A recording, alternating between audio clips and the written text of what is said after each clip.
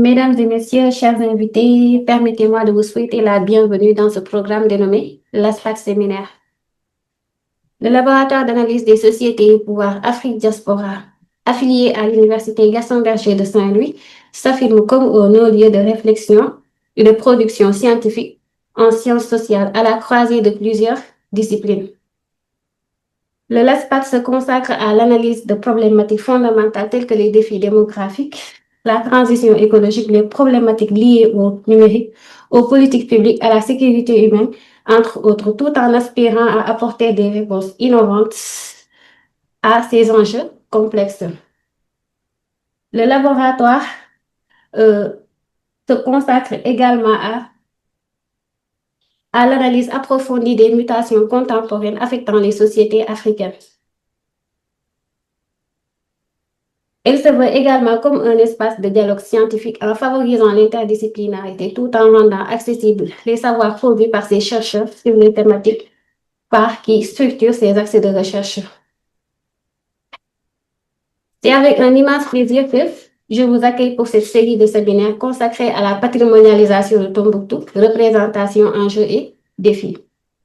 Aujourd'hui, nous sommes réunis pour le 4e séminaire, dont la thématique s'articule ainsi. La diffusion tombouctienne de l'islam en Afrique. Ce séminaire examinera le rôle historique de Tombouctou en tant que foyer de diffusion de l'islam en Afrique. Il s'attachera à mettre en évidence la manière dont ces savants et érudits ont contribué à une riche tradition intellectuelle et spirituelle, couvrant des champs variés tels que la théologie, le droit musulman et les sciences médicales. Pour éclairer cette problématique, nous avons l'honneur de recevoir aujourd'hui Mohamed Traoré, qui est fellow recherche à l'université Adam Mickiewicz de Poznan, dans le cadre du programme international UNESCO Fellowship in Archaeology and Conservation, où il mène des travaux avancés sur les dynamiques patrimoniales, la conservation et les humanités numériques appliquées à l'archéologie. Dans le cadre de son mémoire de master et de sa thèse de doctorat en cours, il consacre ses recherches au patrimoine et à la culture matérielle islamique d'Afrique de l'Ouest. Il travaille sur les manuscrits, les objets, les traditions locales et les systèmes de savoir liés à l'islam sahélien. Parallèlement à ses activités académiques, il est consultant en patrimoine culturel et accompagne institutions, festivals, collectivités et acteurs culturels dans la valorisation du patrimoine naturel et culturel, la conception d'événements, la rédaction de rapports, la production de contenus scientifiques et la médiation patrimoniale. Il collabore régulièrement avec divers organismes nationaux et internationaux. Je suis Aïssatou Diallo, allocataire de recherche au LASPAT, doctorante à l'Université Gaston Berger de Saint-Louis au Centre d'études des religions de l'UFR-TRAC. Et j'ai le plaisir de modérer nos échanges aujourd'hui. Nous sommes donc ravis et privilégiés de bénéficier de l'expertise de M. Mohamed Traoré. Je vous invite donc à lui prêter une oreille attentive pour son intervention d'une quarantaine de minutes. Il sera suivi d'une série de questions. Merci à tous pour votre attention et sans plus tarder, je cède la parole à notre invité. Monsieur Traoré, la parole est à vous. Merci beaucoup, Madame la modératrice, à vous et à toute votre équipe, à l'équipe de l'ASPAD, pour votre accueil et pour l'organisation de cette session. Je salue également chaleureusement toutes les personnes qui nous suivent en ligne. C'est un plaisir et un grand honneur pour moi de pouvoir partager avec vous quelques éléments de réflexion sur la diffusion de l'islam à partir de Tombouctou. Merci. Donc, traiter un tel sujet nécessite une analyse rigoureuse de plusieurs paramètres, car Tombouctou occupe une place paradoxale dans les représentations. D'un côté, nous avons une description européenne qui en fait une île mystérieuse du désert, et de l'autre, dans les traditions sahéliennes, un espace très concret de circulation, de commerce et de savoir. Les travaux récents de de Chamil Djepi et du professeur Souleymane Bachir Diagne, réunis dans leur ouvrage The Meaning of Timbuktu, ont justement montré comment la ville est devenue un symbole condensé de la civilisation islamique sahélienne au point d'incarner dans l'imaginaire global l'érudition musulmane de l'Afrique de l'Ouest.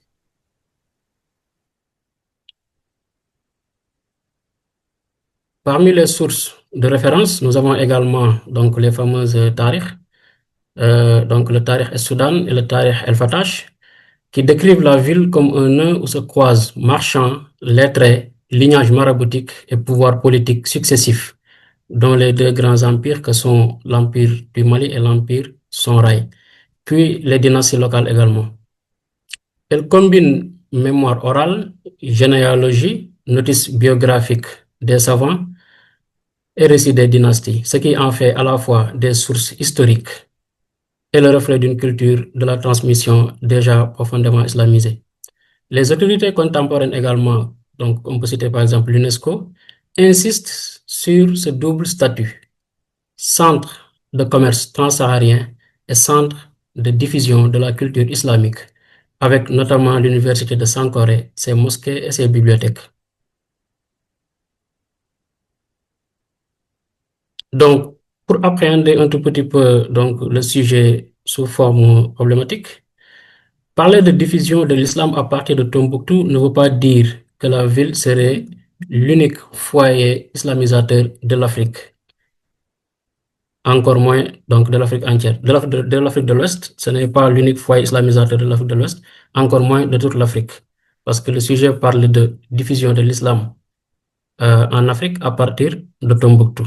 Mais pour bien contextualiser, pour bien camper le débat, donc nous levons donc dès le début cet équivoque. Tombouctou fut un des foyers donc de diffusion de l'islam en Afrique, mais particulièrement en Afrique de l'Ouest, même si les ramifications pourraient donc se retrouver un peu plus au-delà de l'Afrique de l'Ouest. Alors,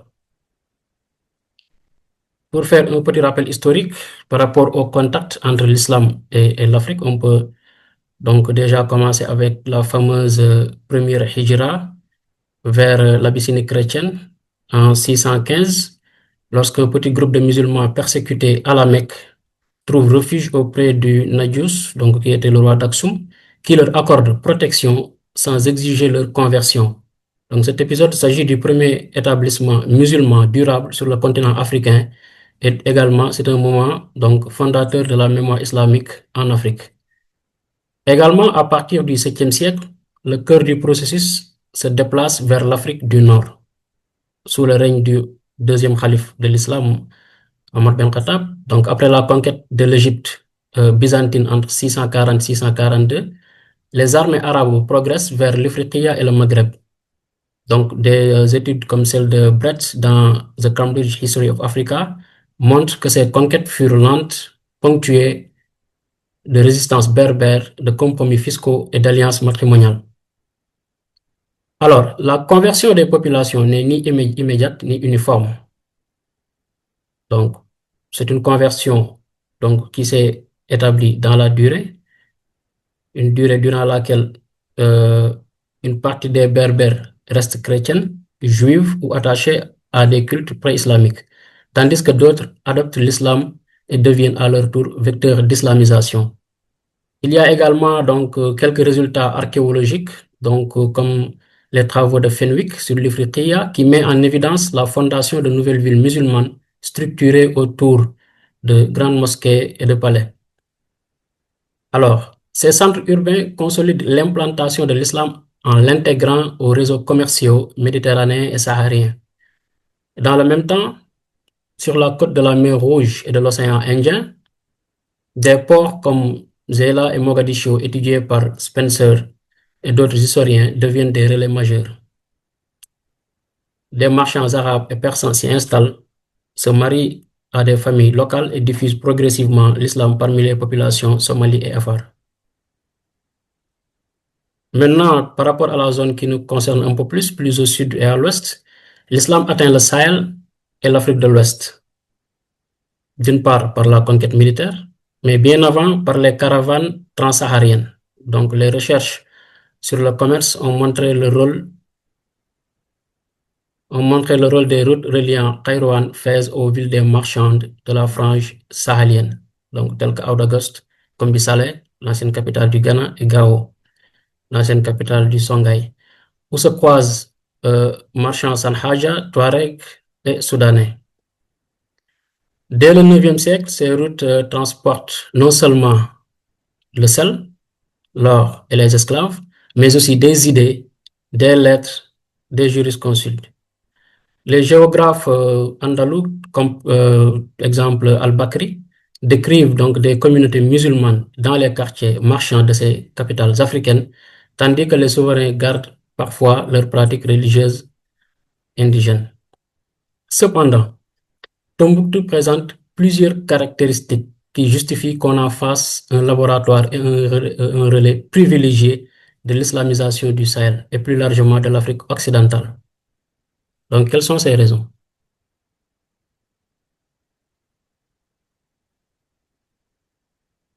D'abord, Tombouctou fut un carrefour commercial transsaharien, connecté, comme on peut le voir sur cette carte, connecté aux routes reliant Fès,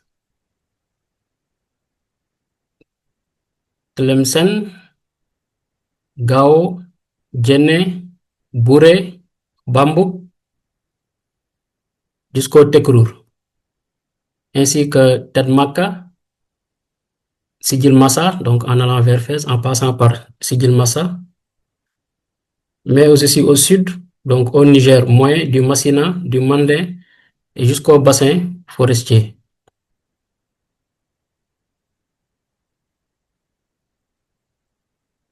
Donc, Tombouctou fut un carrefour commercial transsaharien extrêmement important et stratégique. Tombouctou également fut un centre de production et de circulation du savoir islamique. Donc, on connaît tous les mosquées et universités telles que Sankoré, Djinguereber, Sidi Yahya. Donc, il y a également des bibliothèques privées, des ateliers de copie, donc des réseaux de maîtres et d'étudiants. Ce fut également un nœud de réseau maraboutique et lignagé, donc avec de grandes familles de savants telles que les familles Akit, Barayoho, ou la famille Kunti, Kunte, que nous connaissons bien au Sénégal, qui diffusent non seulement des textes, mais aussi des modèles d'autorité de type malikite soufi. Un foyer également de réécriture islamisée des traditions orales, donc avec l'islamisation donc, de certaines épopées locales, l'adaptation de récits généalogiques, l'intégration de saints et de marabouts dans des cosmologies locales. Alors, la question centrale devient alors comment cette configuration urbaine, commerciale et savante a-t-elle contribué à la diffusion de l'islam? Par quel vecteur? Donc, marchands, étudiants, chaîne initiatique soufis, décisions politiques, fatwa, etc. Tombouctou a-t-elle rayonné vers le reste de l'Afrique?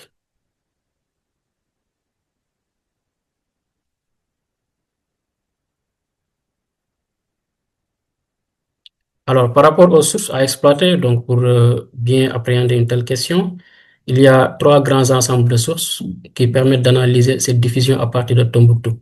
Il y a bien évidemment donc les sources endogènes, les sources locales avec les chroniques et les manuscrits, tels que les tarikhs, les actes juridiques, les correspondances, les commentaires de fiqh, les charh, les documents de waqf, les traités de soufi. Il y a également donc des travaux comme ceux de John Unwik et Charles Stewart qui ont montré la richesse de la diversité des bibliothèques de Tombouctou.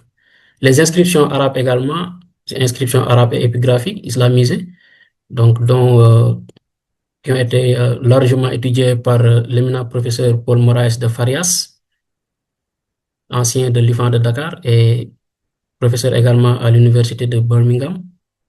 Il y a les traditions orales et les épopées locales.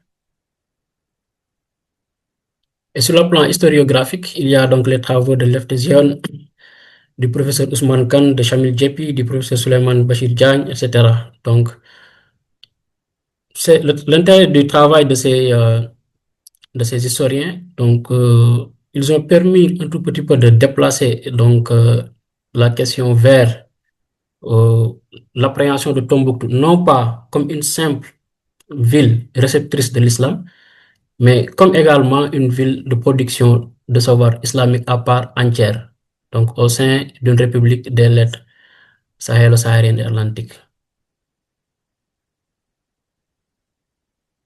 Alors, quand on parle de Tombouctou, par exemple, avec les savants qui, euh, grâce à leur connaissance, grâce à leurs compétences, grâce à leur érudition, donc qui ont pu développer une certaine articulation du pouvoir autour du savoir, on peut citer ce fameux manuscrit d'Al-Mahali qui contient les échanges donc, qu'il a eu à faire avec Askia Mohamed, le souverain de l'empereur de Songhai, où Al-Mahali lui prodiguait des conseils politiques et juridiques puisés donc sur le modèle islamique.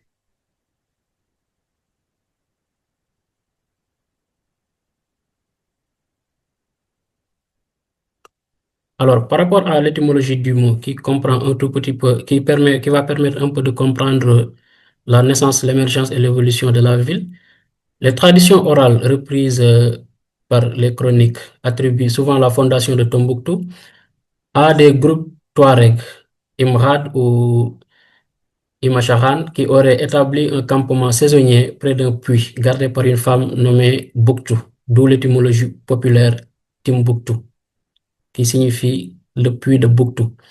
Alors, cette origine rappelle que la ville s'ancre d'abord dans un univers nomade et saharien, qui ne devient pleinement islamisé que progressivement.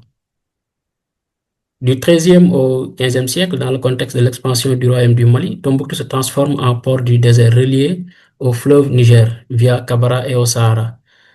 Les sources arabes nord-africaines mises en résonance avec les traditions locales témoignent de la présence précoce de juristes, de juges, donc qui sont les qadis, et de lettrés formés aux normes malikites, coexistant avec des cultes et des pratiques religieuses traditionnelles. L'articulation entre pouvoir politique et autorité savante, donc sous l'Empire du Mali, puis de manière plus marquée sous l'Empire Songhai, avec notamment Askia Mohamed, qui a régné de 1493 à 1528, Tombouctou devient un pivot d'une politique de légitimation islamique. Le Tariq al-Fatash souligne l'importance de la relation entre Askia Mohamed et le savant maghrébin al-Maghali, dont les avis juridiques encouragent la consolidation d'un pouvoir calqué dans l'idéal sur les modèles de gouvernement islamique.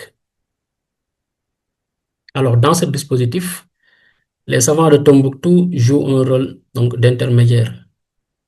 Ils fournissent des qadis pour les villes de l'Empire, ils rédigent des fatwas et des avis consultatifs sur les successions, la fiscalité, les conflits politiques. Ils produisent des biographies hagiographiques du souverain qui l'inscrivent dans un horizon islamique tout en intégrant les codes politiques sahéliens. Ainsi, bien avant l'époque coloniale, donc on peut constater que il y a eu une constitution d'un modèle d'autorité savante ouest-africaine où des lignages de juristes et de lettrés de Tombouctou circulent entre les capitales politiques telles que Gao, Djenné et Walata et les campagnes diffusant des normes islamiques à des échelles multiples. Alors, pour les réseaux caravaniers, les routes transsahariennes comme matrice de la diffusion.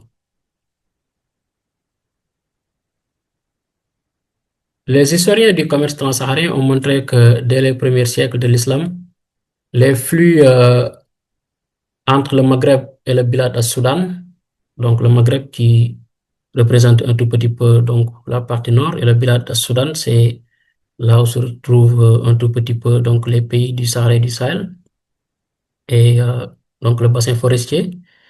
Les historiens du commerce transsaharien ont montré que dès les premiers siècles de l'islam, les flux entre le Maghreb et le Bilad al-Soudan se densifient. Or, esclaves, sel, textiles, cuivre, perles, mais aussi livres et personnes, surtout des savants et des étudiants. Donc, je reviens un petit peu sur cette carte, donc, qui matérialise les flux d'échange. Les caravanes reliant Sidi Massa et Fès au Niger moyen, s'arrêtaient dans des villes structurées autour de la mosquée et du marché, donc telles que Walata, Tichit, Gao, puis Tombouctou. Les études de Leftesian et d'autres sur les États anciens du Soudan occidental montrent que ces routes ne sont pas seulement des couloirs économiques, mais des corridors religieux et linguistiques où se diffusent l'arabe écrit, des formules de bénédiction, des manuels de fiqh malikite et des pratiques culturelles.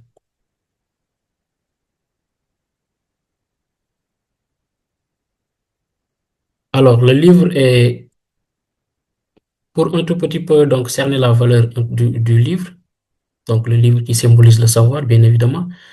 John Henwick et plus récemment Charles Stewart ont insisté sur l'existence à Tombouctou d'un véritable marché du livre islamique, tels que des copies du Coran, des commentaires juridiques, les charh,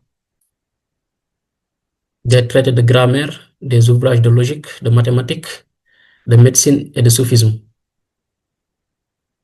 Un témoignage non moins important dans la mesure où on peut le considérer comme étant un témoignage très objectif est celui de René Caillé qui a visité donc Tombouctou en 1828 et qui avait choqué donc l'opinion européenne lors de ces témoignages en donc manifestant sa déception donc avant la découverte de Tombouctou dans la mesure où avant que les Européens donc ne voient donc cette ville de Tombouctou. Donc, Tombouctou était entouré d'une aura mythique. Donc, depuis le XVIe siècle, les descriptions indirectes venues des géographes arabes comme Al-Bakri et Ibn Khaldun, relayées par Léon l'Africain, avaient façonné une image merveilleuse de Tombouctou. Mais lors de sa visite, donc, René Caillé, donc, dans ses témoignages, a donc affirmé le contraire. Cependant, il a reconnu que Tombouctou est une ville commerciale active. Tombouctou comporte des marchés animés. Tombouctou connaît une population diverse, telle que les Touaregs, les Songhai, les Mandingues, les Arabes, les Peuls, etc.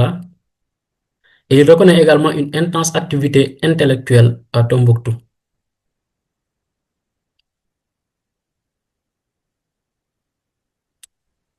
Alors, sous ce rapport, pour les familles savantes locales, la possession d'une vaste bibliothèque fonctionnait comme un capital symbolique, donc c'était signe de piété, de savoir, de proximité avec les grandes traditions du Mashrek et du Maghreb. C'était également un capital économique. Les manuscrits se vendaient, s'achetaient, se prêtaient ou se donnaient contre rémunération symbolique. C'était également un capital pédagogique, car c'était également des supports d'enseignement dans les cercles d'études et les madrasas. Les actes de vente et les waqf conservés dans les fonds de Tombouctou, étudiés par Henwick, montrent que le livre circule exactement comme les autres marchandises caravanières, d'où son importance capitale. Conséquence majeure pour la diffusion de l'islam, lorsque les marchands sahéliens des lettres Hausa, Mandé ou Fulbe se rendent à Tombouctou, ils repartent non seulement avec du sel ou des tissus, mais aussi avec des corpus textuels qui transforment progressivement les normes religieuses de leur communauté d'origine. Donc, bien plus qu'un carrefour commercial, Tombouctou fut un phare de savoir islamique façonnant la culture et la spiritualité de l'Afrique de l'Ouest. Donc, nous allons un tout petit peu faire focus sur ce paysage pédagogique unique, donc qui a fait de Tombouctou un des principaux vecteurs de l'islam dans la sous-région. Les études sur l'histoire urbaine de Tombouctou insistent sur le fait que la ville n'est pas seulement un marché caravanier, comme nous l'avons tantôt dit, c'est un paysage pédagogique structuré autour de mosquées-écoles qui irriguent les quartiers. Trois édifices sont devenus emblématiques. Il y a donc la mosquée université de Sankoré, celle de Djinguereber et celle de Sidi Yahya. Mais l'ensemble de la ville est parsemé de mosquées de quartier, de petites madrasas et de maisons savantes où se tiennent les cercles d'études. Les travaux synthétiques sur le patrimoine mondial africain publiés par l'UNESCO rappelle que ces mosquées ne sont pas uniquement des monuments architecturaux. Elles incarnent une tradition d'enseignement continu depuis au moins les 14e et 16e siècles, dans le cadre des empires du Mali et du Songhai. Dans un article sur Tombouctou comme centre médiéval de commerce et de savoir, donc, dont l'auteur est Abou Tahar, donc Abou Tahar montre à partir des récits de voyageurs et de la chronistique arabe que la ville concentre un réseau de mosquées où la prière et l'enseignement vont de pair. Donc une tradition que l'on retrouve jusqu'à une période très récente, peut-être jusqu'à présent, même ici au Sénégal, donc avec euh, l'abréviation à Wolof Ba, Jang Julli Bay, donc l'enseignement, l'éducation, l'enseignement, donc qui correspond à Jang, Julli, la prière, et Bay, l'agriculture pour l'autosuffisance alimentaire.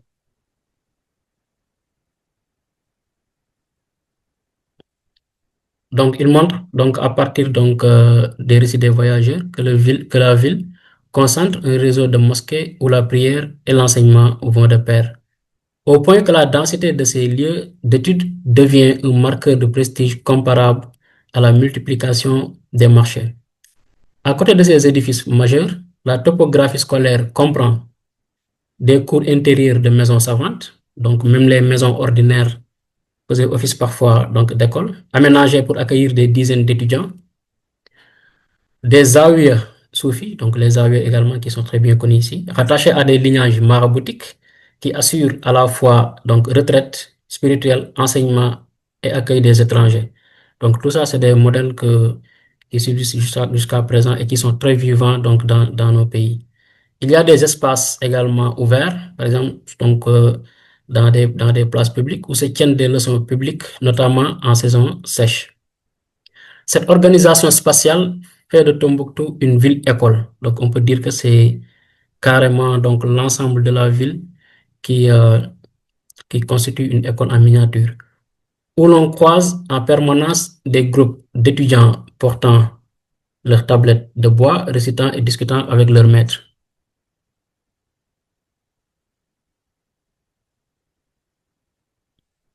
Donc, les trois mosquées universités Sankore comme université sahélienne. Donc, les études de vulgarisation savante sur le portail Muslim Heritage donc, montrent clairement, donc, en s'appuyant sur les travaux de John Henwick et d'autres historiens, ils présentent Sankore comme une véritable université au sens médiéval. Donc, dans le contexte médiéval, Sankore donc, renfermait toutes les caractéristiques d'une université. Donc, on avait un complexe de mosquées, des salles d'études, et des résidences d'étudiants reliées à un réseau de maîtres indépendants. Alors, pour le curriculum, il couvre un spectre très large qui rappelle les grandes universités du monde islamique. Nous avions des disciplines donc religieuses comme le Coran, l'apprentissage du Coran et l'exégèse également, son exégèse également, le tafsir, les hadiths. Il y avait également donc le fiqh malikite. Il y avait également les sciences du langage, comme la grammaire, la rhétorique, la prosodie. Il y avait donc également les sciences rationnelles, comme la logique, les mathématiques, l'astronomie et parfois la philosophie. On avait également les sciences appliquées, telles que la médecine, la pharmacopée, la géographie. Donc là, donc on a un manuscrit avec de l'astronomie et des mathématiques, des manuscrits de Tombouctou.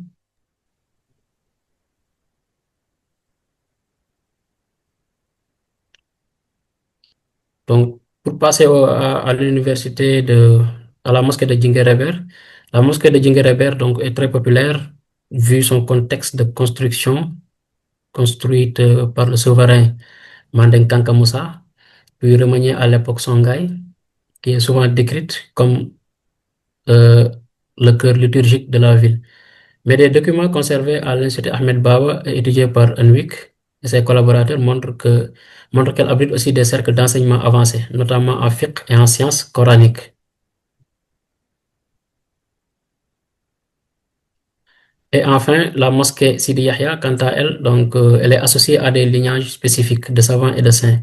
Les traditions orales de Tombouctou recueillies donc, dans le cadre de projets patrimoniaux maliens racontent que certains maîtres y dispensaient des enseignements ésotériques, Ilm al-Batin, donc, qui est une science très populaire dans nos régions, commentant des textes soufis et des traités d'éthique en mêlant arabe et langue locale. Ces récits, même difficilement datables, éclairent un aspect souvent minimisé dans la littérature coloniale, la place de la mystique et de l'initiation dans la pédagogie tombouctienne. On a donc un système tripolaire. Sankoré, donc, qui est un centre d'enseignement supérieur et de prestige. Djingareber, qui est un centre liturgique et académique, donc solide en fiqh. Et Sidi Yahya, foyer d'enseignement plus marqué par la dimension géographique et soufie. Ce triangle, complété par de nombreuses mosquées de quartier, dessine une géographie institutionnelle où l'étudiant peut circuler d'un maître à l'autre, d'un style pédagogique à l'autre, tout en restant dans la même ville. Souvent, j'ai tendance à donc taquiner certains collègues donc, dans les universités. Je leur dis que le système Erasmus que nous connaissons aujourd'hui, donc, qui est une sorte d'échange, donc un programme académique, pédagogique basé sur l'échange donc, d'étudiants entre différentes universités. Ça, donc, ce système-là existait depuis très, très, très, très longtemps, depuis l'époque médiévale. Et là, on a un exemple concret avec Tombouctou. Donc, ce système existait, je veux dire, en Afrique, dans le monde islamique, depuis très longtemps. Et l'exemple de ces trois mosquées en est donc un parfait exemple. Le parcours de l'étudiant de la tablette aux commentaires, les reconstructions du système éducatif sahélien précolonial à partir des manuscrits, donc d'Ijaza, les Hijaza, c'est les certificats de transmission, et de récits oraux indiquent généralement trois grands niveaux de formation. Il y a le niveau élémentaire, Koutab, école coranique, donc apprentissage de la lecture, écriture de l'arabe, donc ça c'est des modèles que pratiquement tous les Sénégalais qui ont fréquenté les écoles traditionnelles coraniques ont connu. On commence par l'apprentissage de la lecture et de l'écriture de l'arabe. Ensuite, on passe à la mémorisation du Coran sur tablette de bois, les lawh, ou bien les alio, comme on l'appelle en Wolof. Et également les premières notions de piété, donc comment faire la prière, les ablutions, les invocations, etc. Des témoignages oraux recueillis autour de Tombouctou par des anthropologues maliens et européens, donc cités dans plusieurs chapitres de l'ouvrage du professeur Souleymane Bachir Diagne, The Meanings of Timbuktu, décrivent encore au XXe siècle ce type de formation de base, donc qui prolonge très probablement des pratiques bien plus anciennes. Donc, même au XXIe siècle jusqu'à présent, au Sénégal, dans les régions, ça existe jusqu'à présent. Il y a donc le niveau intermédiaire, après le niveau primaire, où on passe à l'étude de textes abrégés de fiqh malikite. Par exemple, des résumés du Muhtasar de Khalil. On apprend également la grammaire de base et la mémorisation de poèmes didactiques en métrique arabe, donc comme les poèmes de Imrul Qais par exemple. Il y a une tablette en bois conservée au musée de Quebranly, donc qui a été collectée en Sénégambie en 1742, qui contenait donc un poème d'Imrul Qais et donc qui servait de support pédagogique aux élèves de l'époque. Et pour le troisième niveau, donc qui est le niveau le plus élevé, on entame le commentaire de textes classiques comme le fiqh, le usul al-fiqh, la théologie, la logique, l'écriture de traités originaux ou de fatwa. On participe également à des débats publics. Donc, on a un peu une idée donc, du parcours qu'il fallait faire pour participer au débat public, contrairement à ce qui se passe aujourd'hui, où on voit des gens qui peinent même à maîtriser, qui sont comme moi, qui ne maîtrisent même pas euh, le dixième du Coran et qui se permettent de participer au débat public sur des questions religieuses. Alors, les manuscrits de Tombouctou confirment cette progression. Donc, il y a Charles Stewart, dans son enquête sur le contenu de 31 bibliothèques privées, montre qu'une part importante des fonds est constituée précisément de manuels de niveau intermédiaire et supérieur en fiqh, en grammaire et logique, ainsi que de commentaires locaux, ce qui reflète un système où l'enseignement avancé est largement diffusé.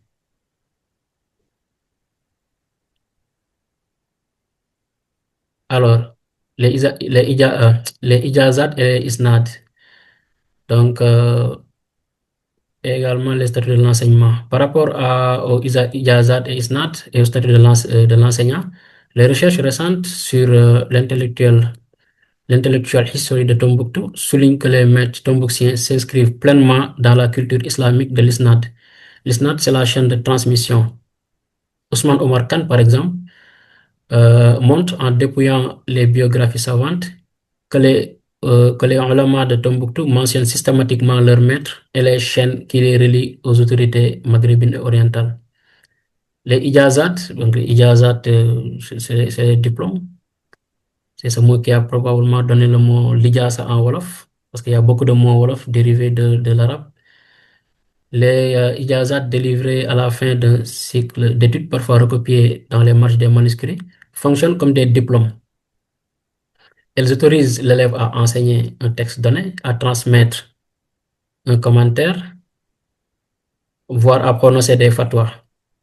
Stewart signale que nombre de manuscrits tombouctiens portent ces marques de propriété et de transmission, ce qui permet de reconstituer des mini-généalogies pédagogiques. Pour le statut de l'enseignant est ainsi double. L'enseignant a un statut juridique, donc il est souvent qadi, mufti également. Donc qadi, en quelque sorte celui qui est chargé des questions donc, juridiques.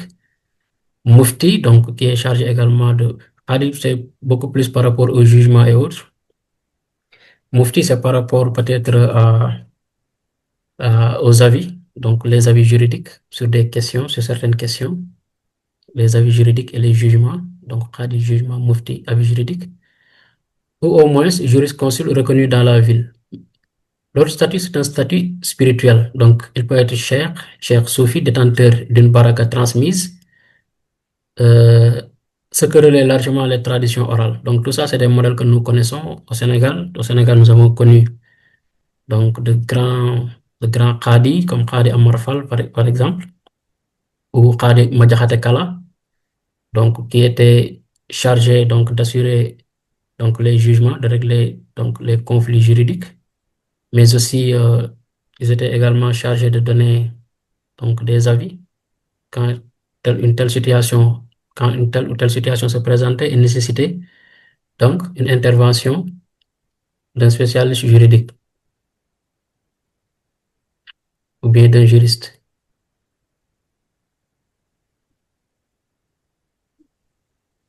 Pour la sociologie des étudiants et rayonnement géographique.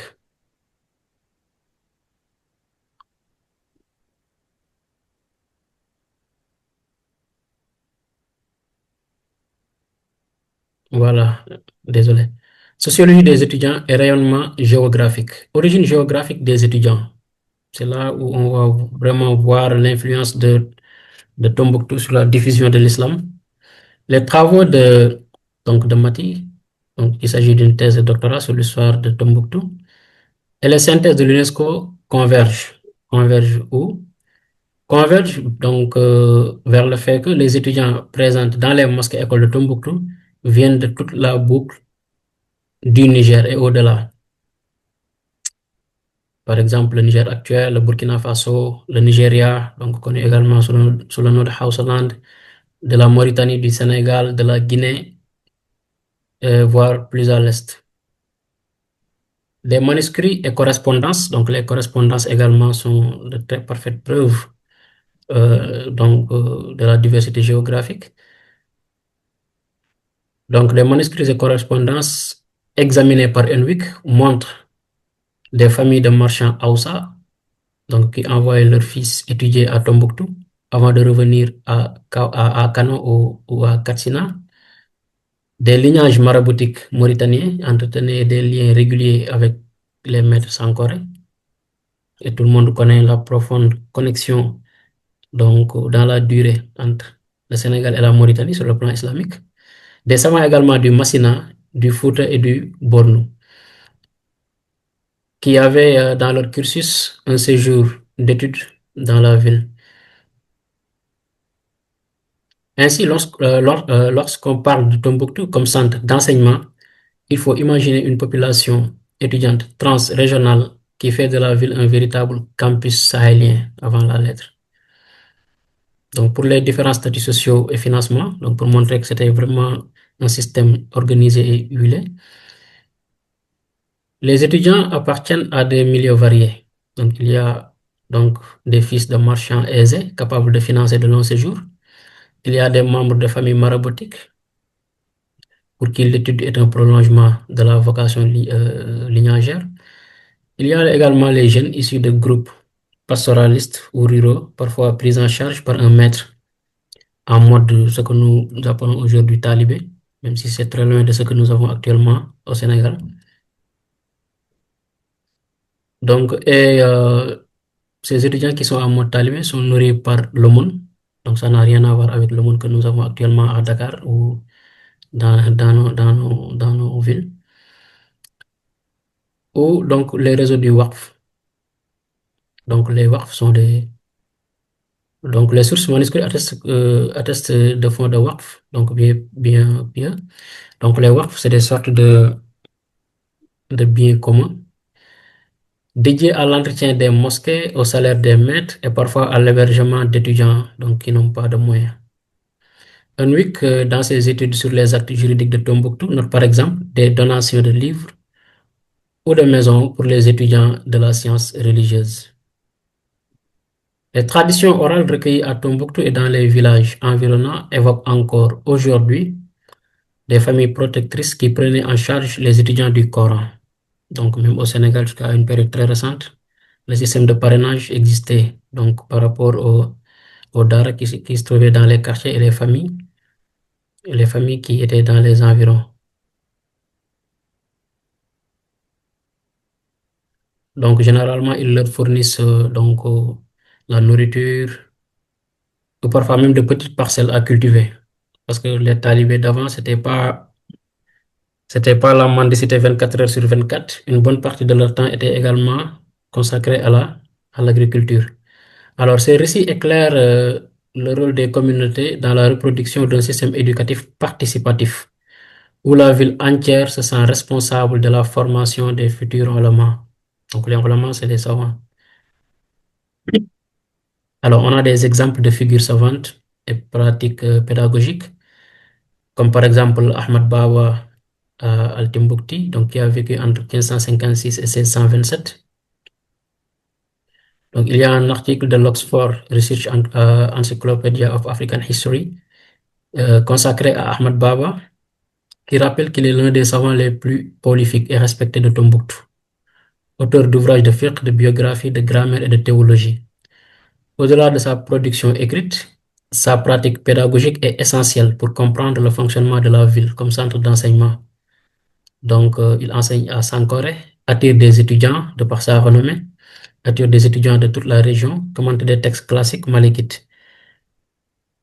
Ces cours sont centrés sur la lecture et le commentaire charh. Donc, le charh, c'est quelque chose de très prestigieux, mais de très difficile également, qui nécessite de très, très grandes connaissances donc, dans le milieu islamique. Le charh, c'est les commentaires. Le maître lit le texte de base, donc l'explique mot à mot, puis ouvre la discussion aux étudiants avancés.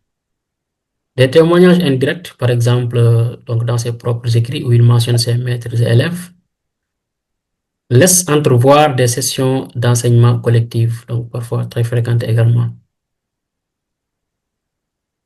Même s'il a fini donc par s'exiler à Marrakech après la conquête marocaine de 1591, donc ça n'a pas mis fin donc à sa vocation. Il a donc continué à y enseigner, donc il a enseigné à Marrakech, ce qui n'était pas évident à l'époque. Ce qui illustre donc la portabilité et la pédagogie tombouctienne et montre que les maîtres de la ville sont pleinement intégrés au réseau savant du Maghreb. Donc souvent, c'est la plupart des Maghrébins que je rencontre, souvent ils me disent qu'ils ont des problèmes pour exploiter donc, les documents qui ont été écrits par les savants de l'Afrique saharo-sahélienne, de l'Afrique saharo-sahélienne.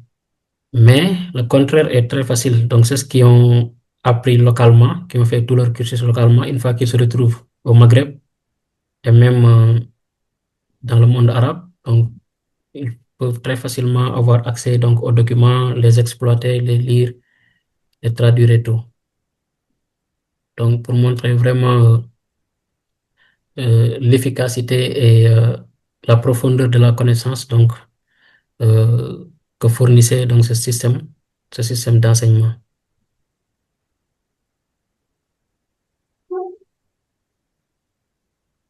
Alors, il y a également Mohamed Bahayoho. Donc, pour gagner du temps, je vais peut-être juste le citer. On va parler, il y a également la famille Kunta. Il y a beaucoup de profils qu'on peut prendre en exemple, mais comme, bon, pour gérer le temps, je ne citerai que Ahmed Baba. Alors, le rôle des bibliothèques et du livre dans l'enseignement. Les bibliothèques privées et capitales scolaires.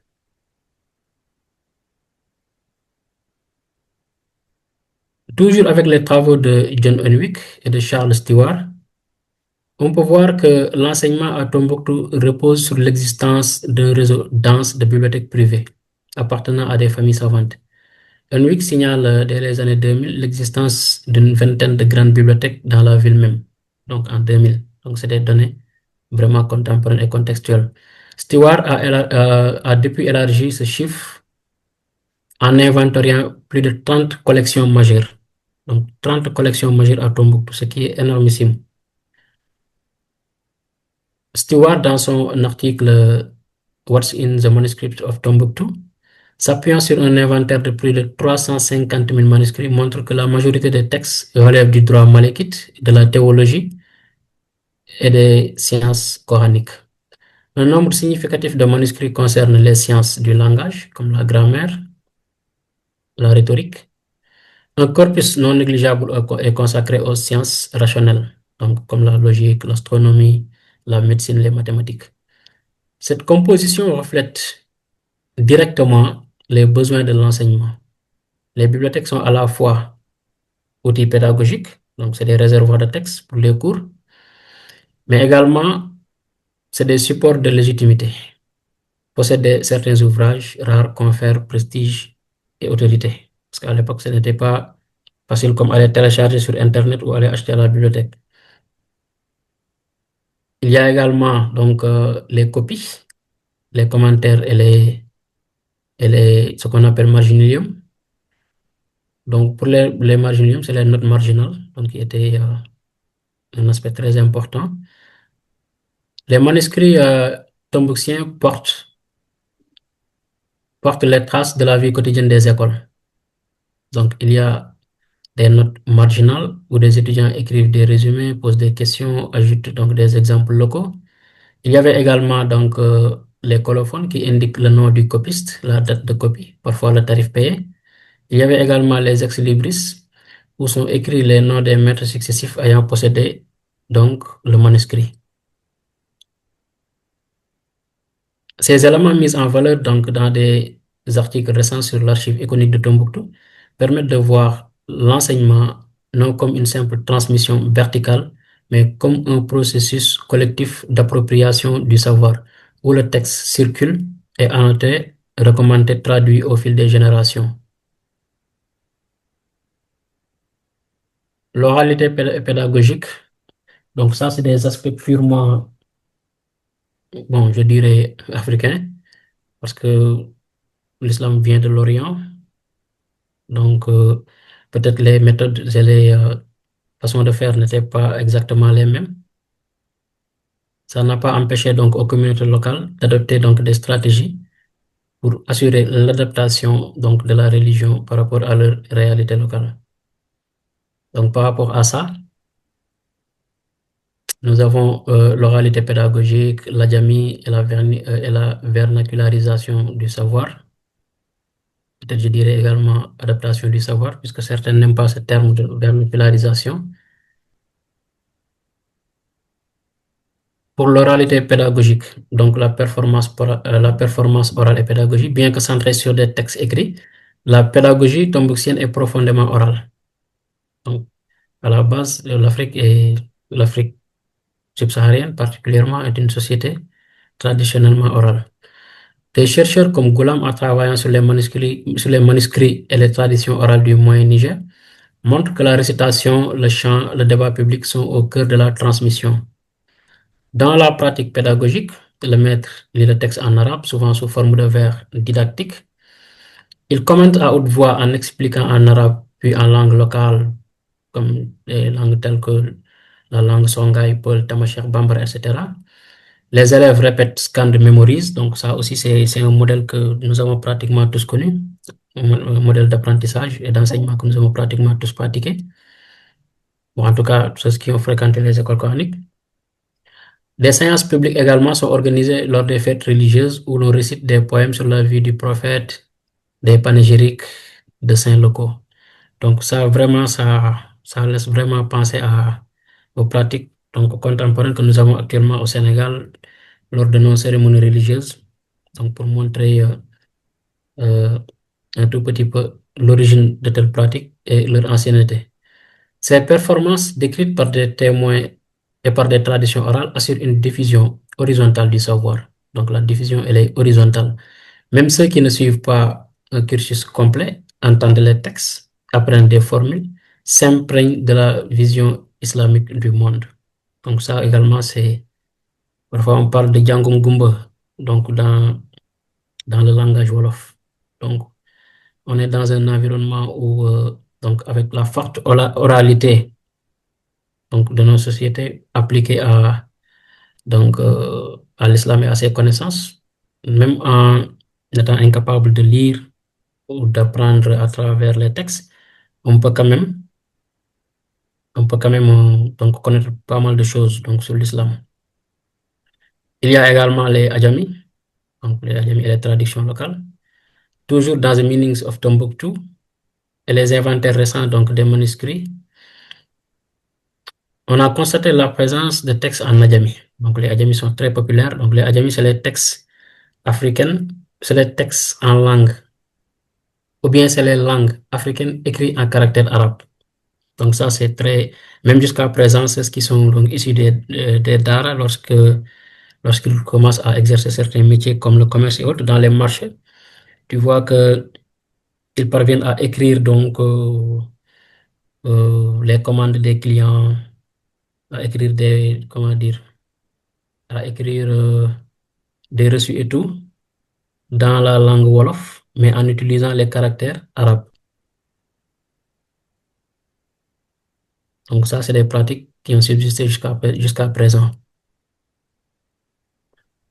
On y retrouve également des traductions de prières et d'invocations, des résumés de fiqh, des poèmes moraux et mystiques dans les langues locales. Donc la poésie également qui est jusqu'à présent très pratiquée. La plupart des grands écrivains donc, du Sénégal, en tout cas islamiques du Sénégal, la plupart de leurs productions, c'est des poèmes. D'accord, c'est noté.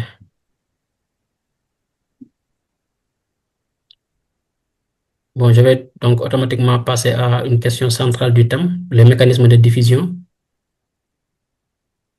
Pour les mécanismes de diffusion, la circulation. Pour les mécanismes de diffusion, donc on a 4 principaux éléments, le commerce, le pèlerinage, le soufisme et l'écriture. Donc de nombreux acteurs cumulent les fonctions de marchand, lettré et parfois marabout. Donc ils ont plusieurs profils. Les études donc, sur les Diola, les Hausa et autres, donc diaspora commerçante, montrent que ces groupes ont construit des diasporas marchandes islamisées connectées aux centres savants comme Tombouctou, Djenné ou Kano.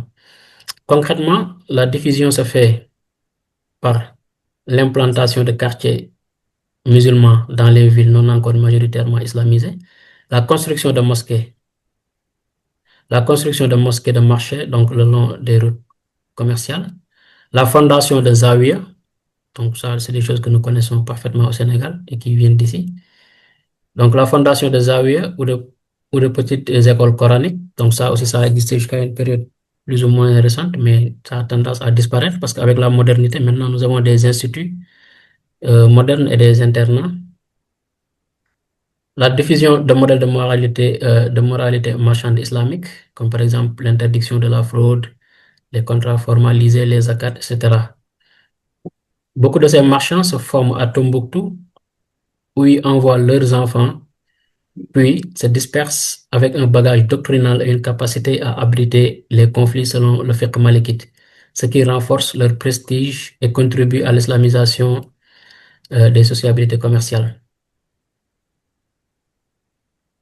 Il y a également le pèlerinage et les circulations à longue distance.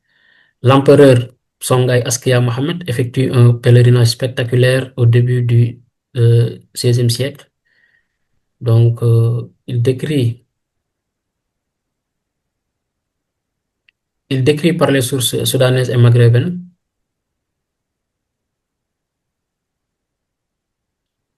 Dans la boucle du Niger, le Massina Peul fournit un exemple exemplaire d'islamisation structurée autour de lignages savants formés à Tombouctou ou en lien étroit avec elle. Les sources manuscrites et orales font apparaître des familles maraboutiques qui, à partir du XVIIe siècle, développent des réseaux d'écoles coraniques tels que des zawiyas et des villages maraboutiques.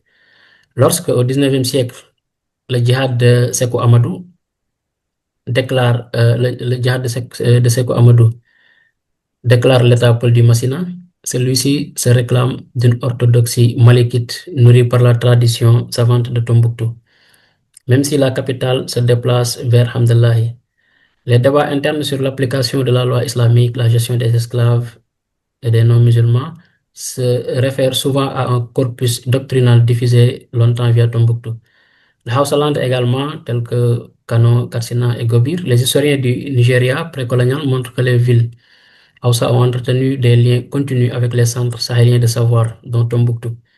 Des savants Hausa partent étudier dans les madrasas de Tombouctou, tandis que des manuscrits circulent en sens inverse.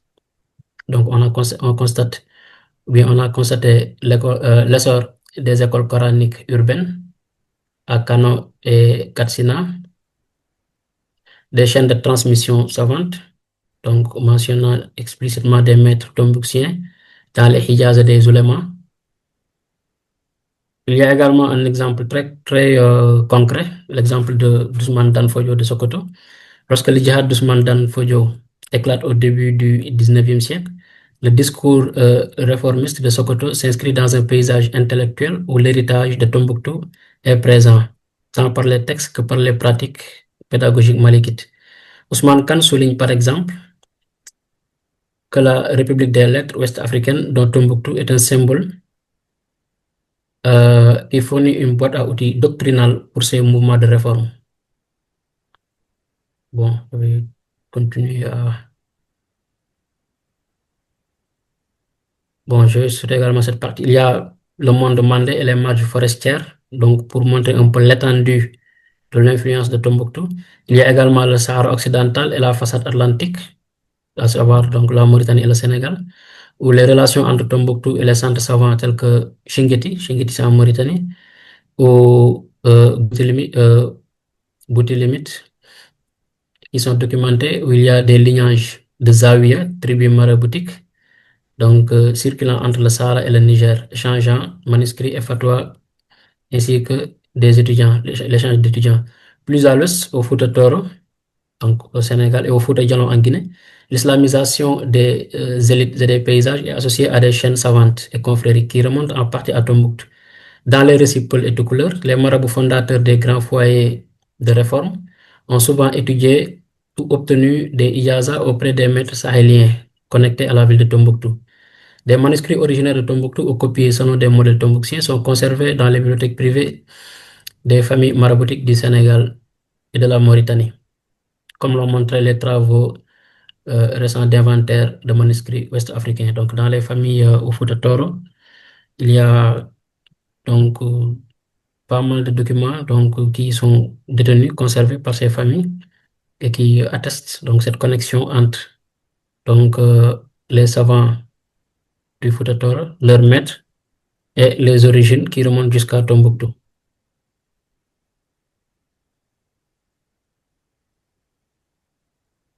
Je vais être obligé de sauter pas mal de parties pour peut-être en venir. Donc, l'essentiel a été dit en tout cas.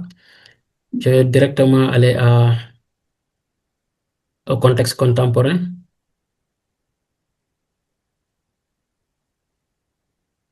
Ou bien, donc, je vais aller vers une synthèse pour juste dire que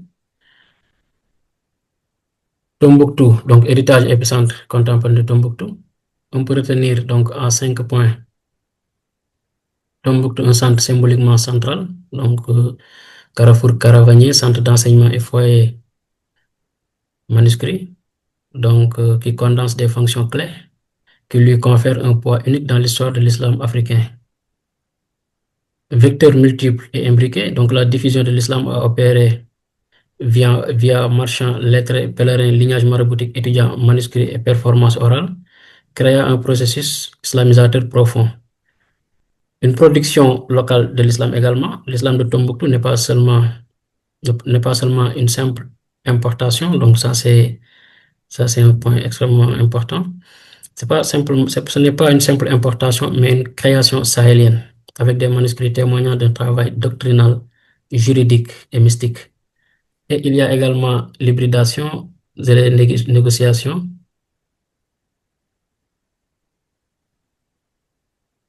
La diffusion a reconfiguré les cultures pré-islamiques, donc résultant en des hybridations profondes visibles dans les épopées, les rituels et les structures sociales.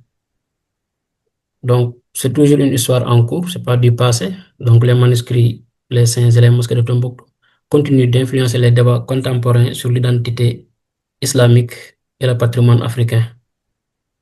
Donc, actuellement, là, c'est l'actuelle bibliothèque de Tombouctou, déplacée au Mali à cause des récentes questions sécuritaires. Donc, il y a donc des manuscrits qui se comptent par des milliers qui sont conservés donc dans cette bibliothèque. Une des bibliothèques de Tombouctou, c'est celle de Mama Aydara, conservée par Abdul Kader Aydara, ou des travaux de conservation, de numérisation, donc ils sont intensément menés.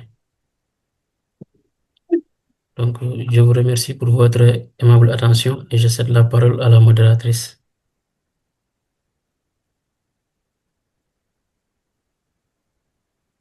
Merci beaucoup, M. Traoré, pour la qualité de la présentation et la valeur des informations fournies. Nous allons à présent passer aux questions. En ce qui concerne les questions, je rappelle que vous pouvez les écrire sur le chat ou bien on vous donne la parole pour que vous puissiez poser directement la question à l'invité. Je vais commencer par vous poser quelques questions. Monsieur Traoré, est-ce que vous pouvez nous citer quelques principaux savants de Tombouctou et quelle fut la nature de leur contribution à la pensée islamique?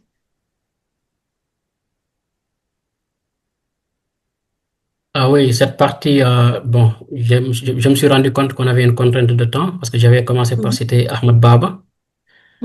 Donc, il y en avait d'autres.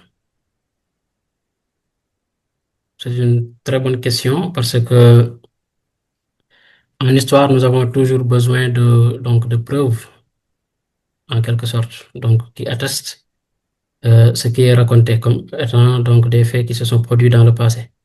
Et Ahmad Baba est un individu qui a existé, dont ses productions donc sont toujours visibles, présentes, n'est-ce pas, consultables à Tombouctou. Et son influence donc ne s'est pas tout simplement limitée à Tombouctou, mais son influence donc s'est étendue jusqu'au Marrakech où il s'est exilé après la conquête de 1591. Donc Ahmed Baba était un grand spécialiste donc du charh, donc parce que les charh, les commentaires ne sont pas faciles. C'est extrêmement difficile. En tout cas, tant qu'on est dans un cadre vraiment sérieux, on ne sait pas du wax sa khalat, mais un commentaire donc fondé sur des connaissances solides et profondes, Ahmed Baba en était une référence. Et comme je l'ai dit, c'est extrêmement difficile de voir donc un arabisant, un savant, donc en tout cas des sciences arabo-musulmanes, issus du Maghreb ou de l'Orient être vraiment à l'aise donc dans nos régions du point de vue parce qu'on a parlé de l'adaptation un tout petit peu donc de l'enseignement et de la production islamique, donc où il y a donc pas mal d'altérité, il y a eu pas mal comment dire, parce que les savants parfois ils étaient tellement flexibles dans la manière d'enseigner, donc raison pour laquelle quand ils viennent ici, donc c'est un peu difficile. Mais la plupart des gens donc, qui sont issus de nos régions, donc qui ont appris dans nos régions, qui ont été formés dans nos régions, lorsqu'ils se rendent donc euh, au Maghreb ou bien dans le monde arabe, donc ils sont très facilement, ils se retrouvent très facilement dans le contexte académique. Donc ils ont la facilité donc d'étudier, d'apprendre, donc d'exploiter les documents et tout, n'est-ce pas? Donc Ahmed Baba en est donc une preuve tangible. Il a quitté Tombouctou, il est allé s'installer à, il est allé s'installer à Marrakech, où il a continué à enseigner. Et quelles écoles juridiques Après, je théologiques? prends, oui, bon, je peux prendre un autre exemple D'accord. pour mieux Mhm. contextualiser. Il y a donc la famille Kunti, par exemple. La Mhm. famille Kunti, quand on fait donc la chaîne, si on fait la chaîne de la famille Kunti, donc, euh, leur source remonte jusqu'à Tombouctou. Donc, c'est une très longue chaîne. Et ils ont eu à influencer tous les mouvements qui sont venus après, peut-être pas la Tijania, mais en tout cas, la famille Kunti, elle est après donc la Khadria, qui est un tout petit peu l'ancêtre donc des confréries. Donc, cette famille a joué un rôle extrêmement donc important dans la diffusion et la ramification donc de l'islam et de tout ce qui tourne autour, à savoir l'enseignement, l'apprentissage, de Tombouctou jusqu'au Sénégal, en passant par la Mauritanie. Donc ça, c'est entre autres des exemples que je peux prendre de savants de Tombouctou qui ont marqué leur époque et qui ont impacté la sous-région. Quelles écoles juridiques, théologiques et mystiques dominaient à Tombouctou? Et comment se sont-elles diffusées vers les régions voisines? Pardon, je n'ai pas bien entendu. Quelles écoles juridiques, théologiques et mystiques dominaient à Tombouctou? Bon, la principale école, c'est l'école malékite. Mais jusqu'à Mhm. présent, c'est perceptible. Le Sénégal, bon, nos régions, c'est tout récemment quand peut-être d'autres étudiants sont partis étudier dans un modèle un peu différent donc de nos modèles traditionnels qu'on a commencé à connaître peut-être d'autres écoles juridiques, d'autres mazhab. Mais Mhm. la principale école juridique, c'est le fiqh malikite que nous connaissons nous, au Sénégal. Bon, en fait, je veux dire à Tombouctou. Donc, je dis au Sénégal parce que c'est une sorte de continuité. Mais à Tombouctou, c'était donc l'école malikite qui dominait. Au début de votre présentation, vous avez parlé d'écoles de Djedné, de Gao et de Kano. Et en quoi la ville de Tombouctou se distingue-t-elle de ces autres centres islamiques? Oui, effectivement, parce qu'il fallait le préciser pour montrer que par rapport au sujet, il y avait d'autres centres de diffusion. Mais par rapport à Tombouctou, c'est la densité. Donc, c'est d'abord l'envergure des institutions, avec notamment, on a cité le triptyque Sankoré, euh, Sidi Yahya et Djinguereber, donc que Mhm. l'on retrouve nulle part ailleurs. Donc, dans une ville, qu'on ait donc ces trois grands centres, c'est pas évident. Et après également, il y a donc les multitudes donc d'autres écoles et mosquées que l'on retrouve un peu partout dans la ville. C'est pourquoi on a parlé de ville-école. Donc, c'est la densité des lieux d'apprentissage, des lieux d'études et d'enseignement et d'apprentissage qui fait de Tombouctou, qui fait la différence par rapport entre Tombouctou et aux autres régions. Comment les manuscrits de Tombouctou contribuent-ils aujourd'hui à la relecture de l'histoire de l'islam en Afrique? Oui, bon, ça c'est le principal challenge actuellement. Parce qu'au début, d'abord, il y a eu de grands travaux, de grands efforts qui ont été fournis donc vraiment par des gens au Mali. Je peux citer Abdulkader Aïdara, donc, qui a fondé donc, la bibliothèque, le mémorial Mama Aïdara en 2000, où il s'est occupé. Parce qu'avant, les manuscrits étaient détenus par les familles, parce que je l'ai tantôt dit dans mon exposé. Donc, j'ai dit que les manuscrits représentaient une valeur immense pour ces familles, n'est-ce pas? Donc, c'était pas évident pour eux de s'en séparer. Mais grâce aux efforts consentis par Maman Aïdara et d'autres acteurs, ils ont pu convaincre les familles. Donc, ils ont pu convaincre ces familles-là de remettre ces manuscrits aux autorités dédiées pour que ces autorités-là puissent assurer leur conservation. Parce qu'on assistait malheureusement à de multiples séries de destructions donc, de ces manuscrits dus aux intempéries, dus aux mauvaises conditions parfois de conservation. Et donc jusqu'à une période récente, en tout cas jusqu'au début des années 2000-2010, l'essentiel du travail, c'était donc le travail de collecte. Après, normalement, on devait avoir la phase donc, de traduction et d'exploitation en tant que telle. Mais malheureusement, il y a eu les événements donc, de 2012 avec l'arrivée des djihadistes donc, qui avaient pris pour cible ces manuscrits et qui avaient organisé donc, une vaste campagne de pillage donc, de ces manuscrits. Et après, bon, à partir de là, la question n'était plus une question d'exploitation et de traduction, mais c'était une question de sauvetage, conserver, sauver les manuscrits. Donc, raison pour laquelle ils ont été déplacés bon, en tout cas pour la collection de Mama Edara, donc elle a été déplacée de Tombouctou à Bamako, n'est-ce pas? Donc, jusqu'à présent, la question, c'est beaucoup plus une question de conservation, de numérisation et autres. Mais pour répondre vraiment à votre question, pour qu'on ait un apport significatif de ces manuscrits-là dans la réécriture ou bien dans la documentation même renforcée de l'histoire de l'Afrique, il va falloir qu'on passe donc à cette étape, l'exploitation, la traduction et tout, pour pouvoir en tirer donc les informations nécessaires, les informations donc pertinentes dont les historiens ont besoin donc, pour pouvoir faire leur étude historique. En tout cas, pour ce qui est du cas de Tombouctou.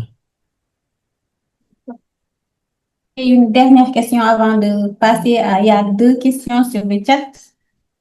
Comment les pouvoirs politiques successifs, empires et depuis l'indépendance, les États, ont-ils soutenu ou encadré la production savante de Tombouctou?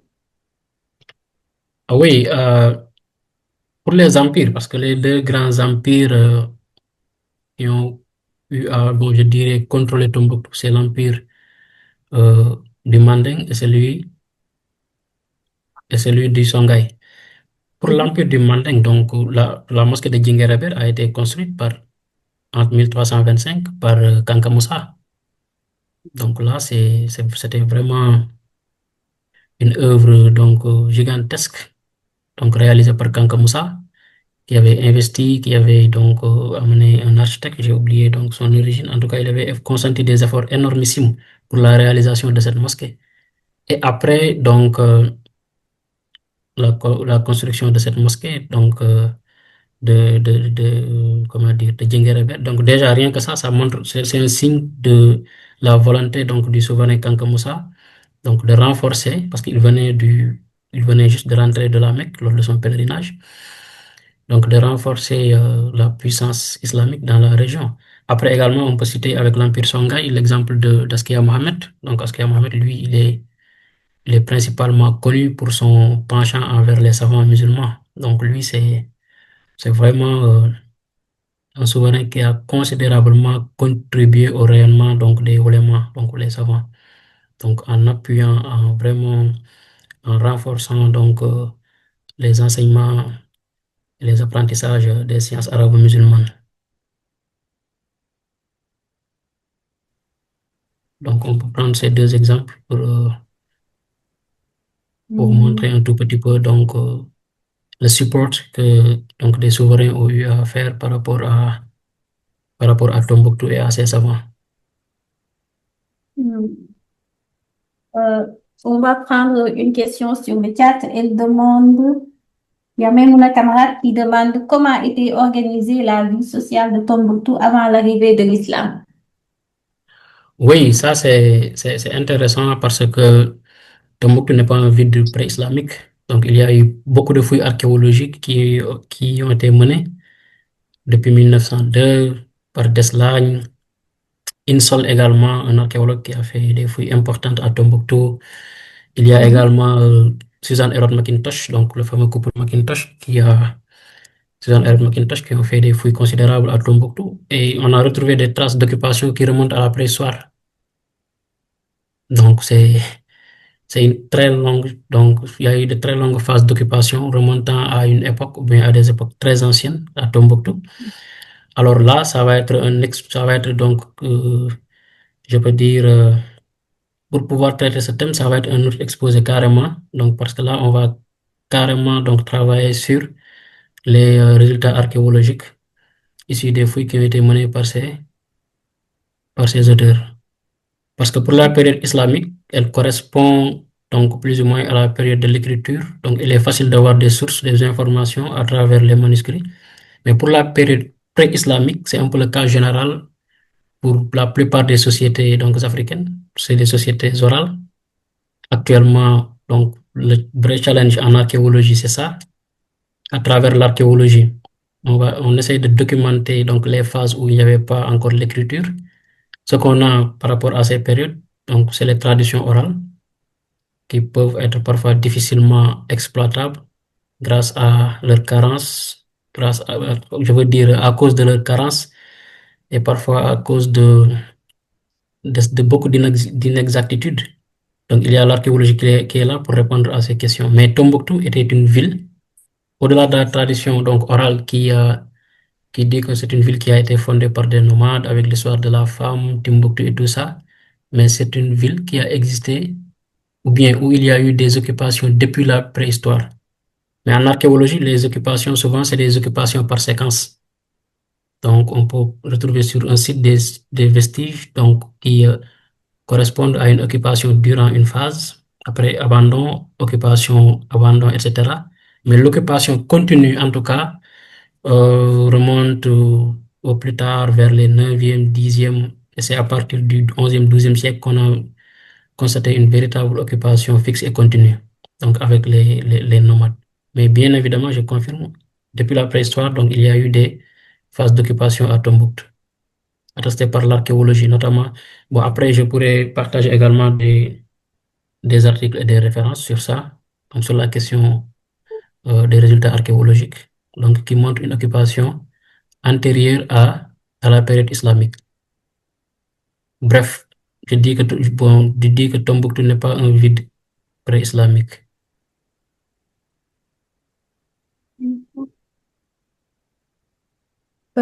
Il y a une autre question de Maïmouna Kamara et de... Il n'a pas de nom, c'est écrit le nouveau, qui sont un peu complémentaires. Euh, En quoi la diffusion de l'islam a-t-elle modifié les structures de gouvernance et les systèmes juridiques locaux? L'islam a-t-il renforcé ou, au contraire, affaibli les hiérarchies sociales traditionnelles? Oui, pour la première question, désolé, pouvez-vous répéter la première question? En quoi la diffusion de l'islam a-t-elle modifié les structures de gouvernance et les systèmes juridiques locaux? Ok. Donc, évidemment, donc l'islam n'a pas été une simple religion donc, qui est venue pour changer les pratiques en tant que telle, mais son impact s'est vu à plusieurs niveaux. Sur le plan politique, j'ai donné l'exemple de Mahali et Askia Mohamed, par exemple. Askia Mohamed qui demandait des conseils à Mahali, qui est du Maghreb. Donc, il s'appuyait sur les avis juridiques et politiques de Mahali pour gouverner. Donc là, c'est assez significatif par rapport à l'importance qu'accordaient certains souverains donc, à l'islam. Kanka Moussa et son pèlerinage, donc certains disent que c'est ce pèlerinage-là qui a vraiment mis en avant, en quelque sorte, l'Empire manding, donc rendant sa notoriété jusqu'au-delà de l'Atlantique. Il y a également la structuration donc, sociale par rapport aux institutions, comme on l'a dit. On a vu l'apparition donc, des savants qui étaient à la fois des enseignants, mais aussi des qadis, donc qui s'occupaient en quelque sorte du jugement. Les pratiques religieuses telles que les zakats, donc sur le plan économique, et les systèmes de commerce également, avec, comment dire, les critiques envers les pratiques donc de certains commerçants et tout ça. Donc, l'islam avait un impact pratiquement sur tous les aspects de la société, sur le plan politique, sur le plan économique, sur le plan social.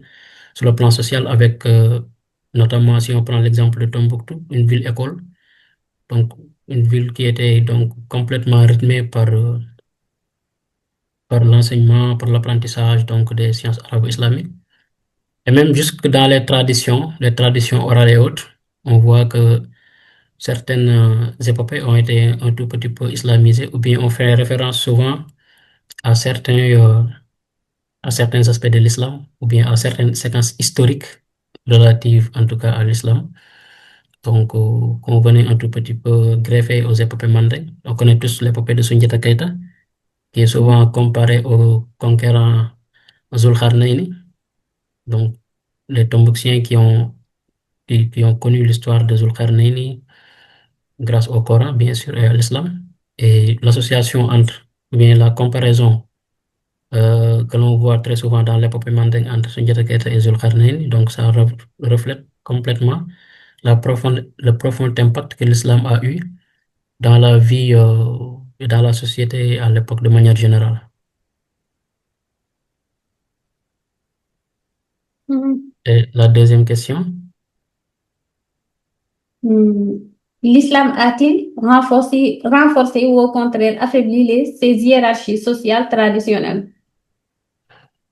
Oui, c'est une question très ouverte parce qu'il y a souvent des théories qui soutiennent qu'effectivement l'islam a été un facteur consolidant, renforçant un tout petit peu donc ces hiérarchies, ces systèmes politiques et ces hiérarchies sociales, et d'autres qui disent le contraire.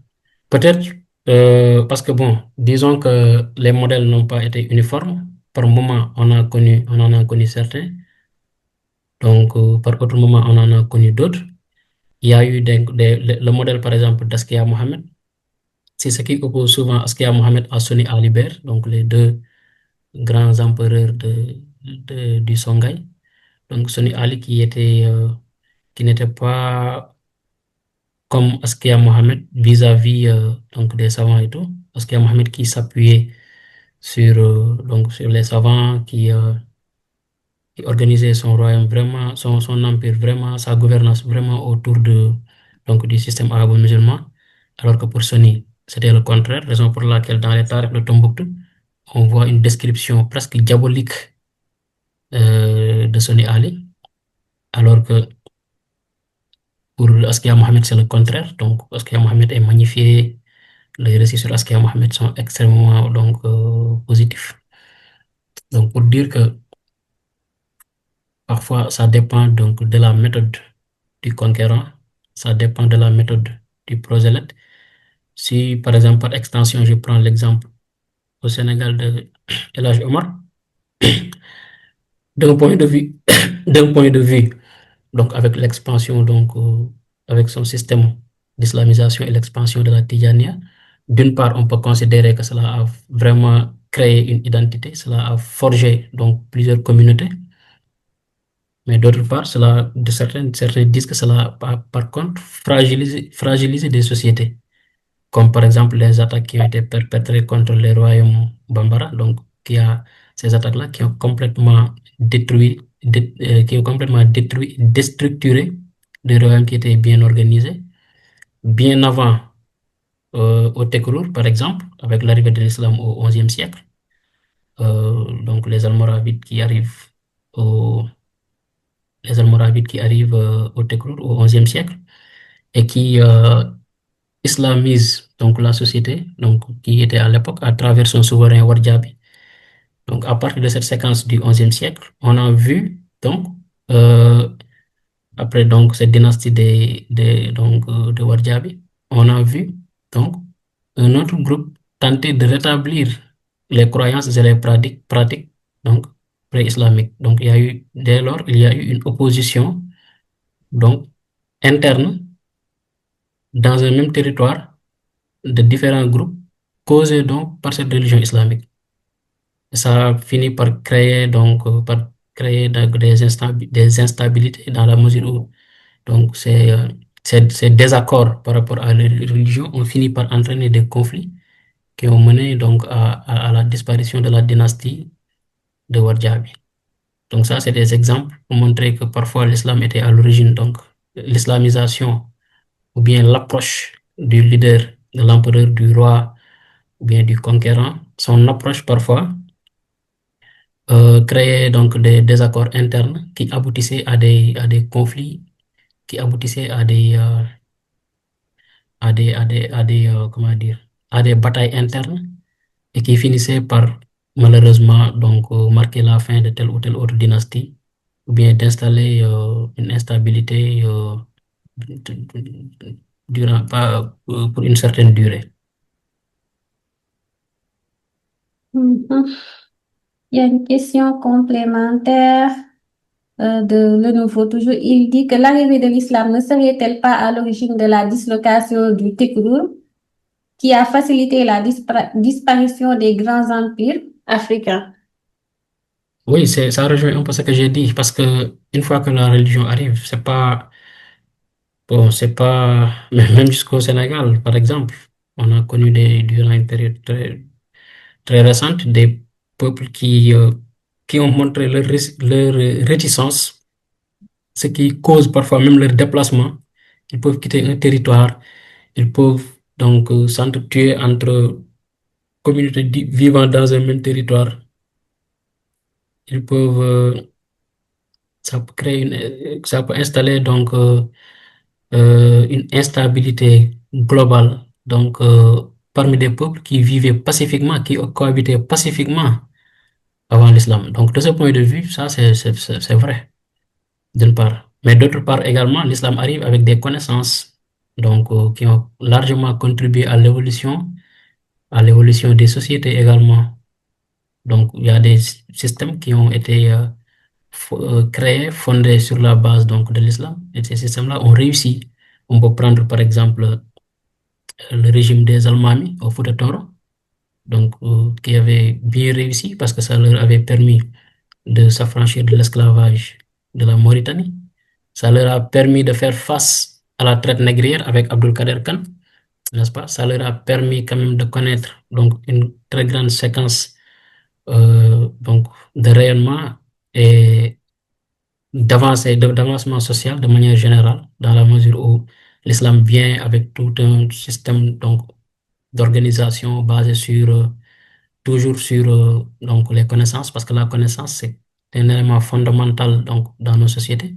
Je ne dis pas qu'avant l'islam les gens étaient des ignorants, non, mais le type de connaissances que l'islam a apporté, adopté et pratiqué par les sociétés, participait le plus souvent à leur évolution. Donc parce qu'il y a des lois, il y a des législations, il y a des bon juste un exemple lors d'une visite que j'avais eue j'avais mené je dirais, une enquête que j'avais menée auprès de la famille de Qali Amar Fall, donc son calife, qui me dit que c'est grâce au livre de fiqh Risala que les Almamis ont pu donc créer l'état des Almamis et le diriger convenablement. Parce que Risala, c'est un livre qui comporte beaucoup de chapitres sur tous les aspects de la vie, l'héritage, le mariage, le djihad, le commerce, etc. Donc, ça, c'est des exemples.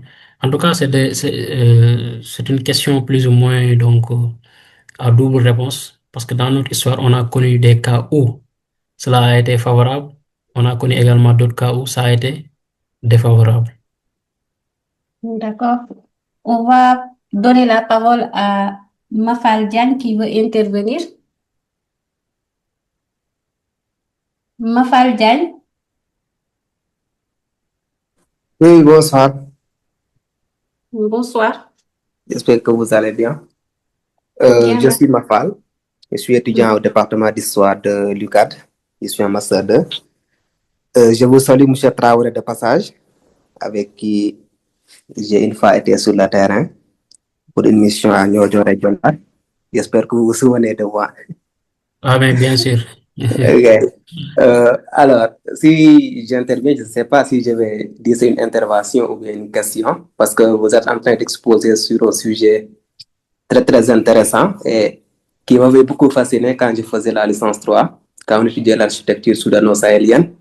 Et je pense que c'est là que je vais intervenir, parce qu'il y a une question qui s'est posée, qui demande par rapport à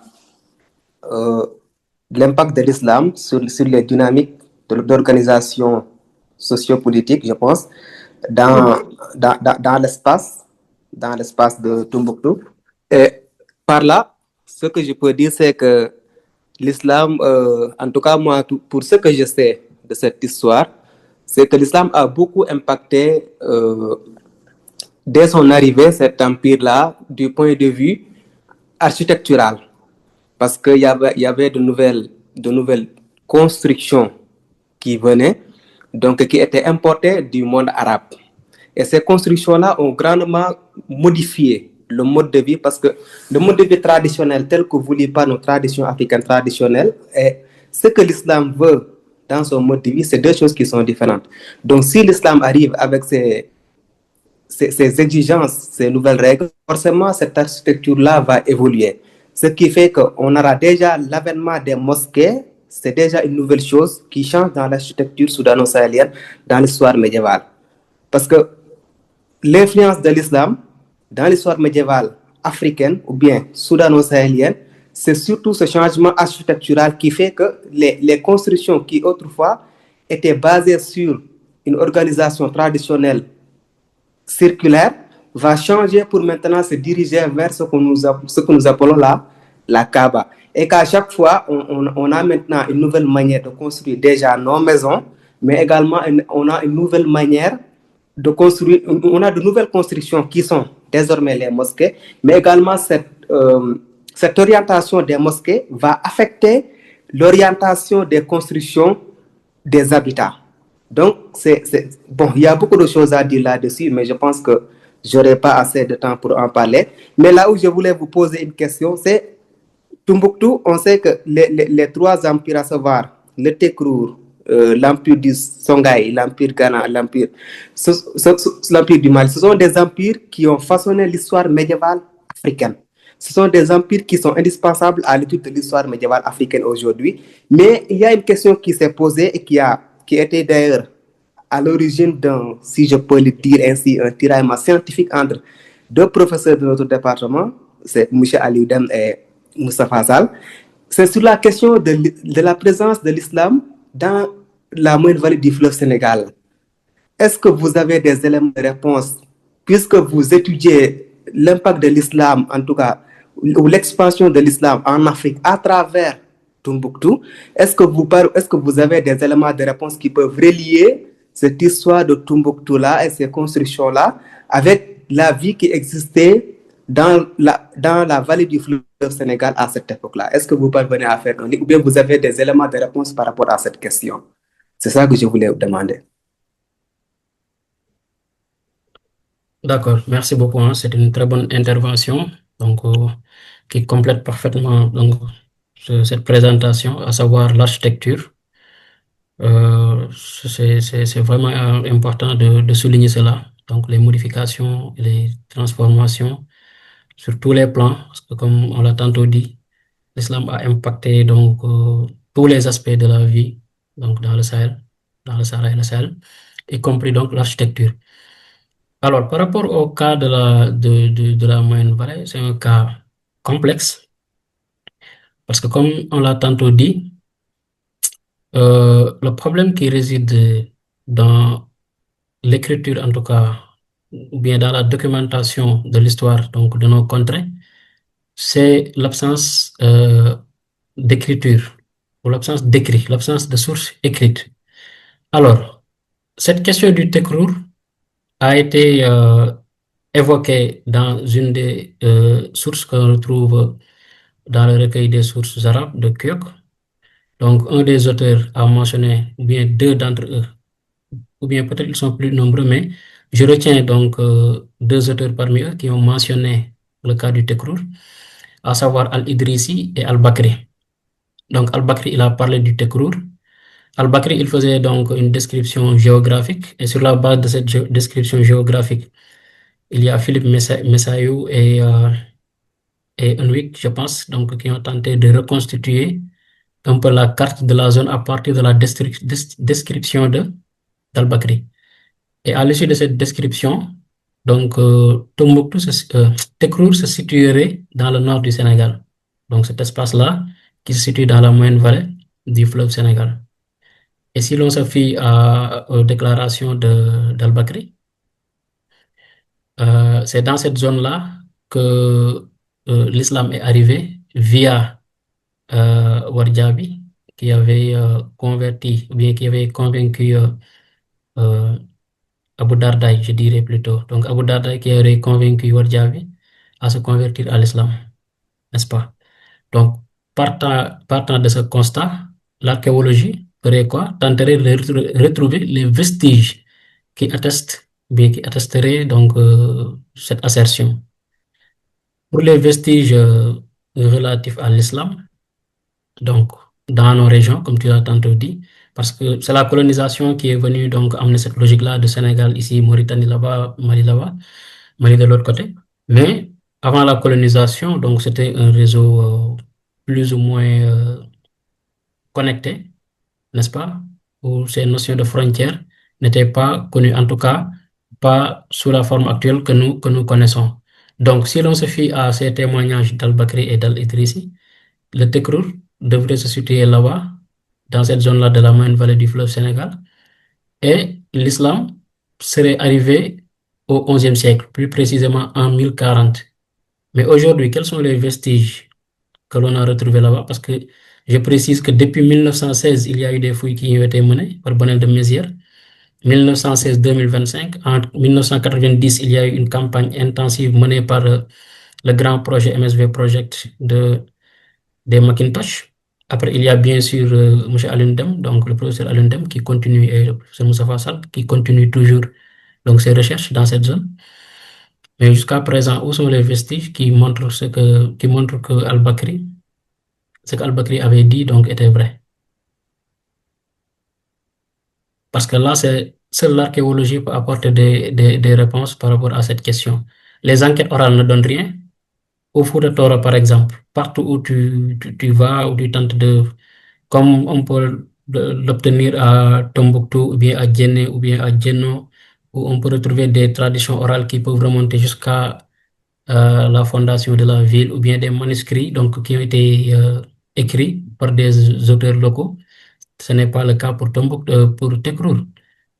Donc, au Fouta Toro, c'est difficile d'avoir des témoignages, donc, ou des récits oraux qui peuvent parler de l'origine du Tekrour. Pour les manuscrits qui se trouvent également au Fouta Toro, c'est des manuscrits plus ou moins récents qui remontent au XVIIIe siècle avec la dynastie des Almamis, n'est-ce pas? Et pour les résultats archéologiques également, les vestiges qui attestent donc la présence de cet islam-là sont absents. Donc la question qui se pose est le Tekrour dont parle Al-Bakri, est-ce qu'il se situe là-bas exactement? Est-ce que c'est exactement dans cette zone ou bien est-ce que c'est ailleurs? Parce qu'à Tekdaous, à Ouagos, donc qui se trouve de l'autre côté du fleuve, il y a des vestiges qui ont été retrouvés par Jean Devis lors de ses fouilles avec l'Institut mauritanien de recherche scientifique. Des vestiges qui montrent la présence de l'islam depuis l'époque fatimide, ou bien la présence des Fatimides plutôt depuis le 9e, 10e siècle, n'est-ce pas? Tel n'est pas le cas pour la moyenne vallée du fleuve Sénégal. Au Fouta Toro, les mosquées les plus anciennes remontent à... Bon, si tu vas là-bas, si tu pars là-bas et que tu fais des enquêtes sur les mosquées les plus anciennes, on te montrera les mosquées de Abdjan Abdul Karim Daf à Sénopalel, qui daterait de 1600-1700, ou bien la mosquée de Abdul Kader Khan à Kobilo, qui daterait de 1700, n'est-ce pas? Alors qu'on parle d'un islam de 1040. dans ce contexte 2040. Après, il y a eu beaucoup de recherches archéologiques qui ont été menées, qui sont en train d'être menées par des étudiants, n'est-ce pas, qui obtiennent des résultats. Mais cette question-là de l'islam, parce que l'islam, une fois qu'il s'implante dans un territoire, donc on sait tous donc la culture matérielle qui l'accompagne. Il y a les architectures, comme tu l'as dit. Il y a les ruines de mosquées. Il y a les objets, comme à Tekdaous, même si c'est des petites pièces où il y a des inscriptions arabes ou des inscriptions de la langue arabe ou du Coran. Donc, au moins, on a ces éléments. Mais jusqu'à présent, dans la moyenne vallée, en tout cas à l'état actuel des recherches, tel n'est pas le cas. Peut-être l'avenir nous le dira donc avec plus de recherches, parce que quand même, c'est une zone très vaste et les recherches pour le moment ne sont pas assez conséquentes, n'est-ce pas? Donc, pour répondre à ta question, c'est fondamentalement, donc en une phrase, c'est ça. Il n'y a pas de vestiges archéologiques qui prouvent qu'il y a une islamisation au XIe siècle, comme l'ont dit Al-Bakri et Al-Idrissi. Il y a le nouveau qui veut prendre la parole.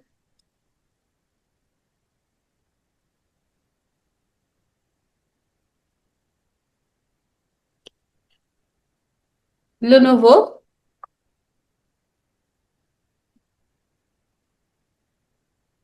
Il a demandé la parole, mais apparemment, il n'est pas disponible. Un mot de la fin, Monsieur Traoré. Oui, donc je vous remercie encore une fois, toute l'équipe de l'ASPAD, vous et les techniciens et tout le monde pour cette invitation. C'est toujours un honneur et un plaisir pour nous de participer à ce genre de rencontres, donc qui constituent donc des éléments importants dans nos carrières. Donc, c'est des opportunités donc d'exposer nos réflexions, de partager avec des collègues qui peuvent donc à travers leurs contributions, qui peuvent à travers leurs critiques, à travers leurs questions, qui peuvent nous enrichir, qui peuvent nous permettre donc de nous améliorer, ces critiques, ces interventions qui nous permettent donc de connaître nos failles, mais de renforcer davantage donc les axes de réflexion donc, que nous jugeons encore nécessaires à travers les questions et autres. Donc, c'est vraiment une opportunité qui nous fait honneur, qui nous fait plaisir et je vous remercie par rapport à cela. Et je remercie également le public et tous les intervenants qui ont eu à poser des questions. Toutes les questions ont été intéressantes et pertinentes. Donc, je remercie le public pour ces questions. D'accord, merci à vous et on se dit au revoir. Merci. Au revoir.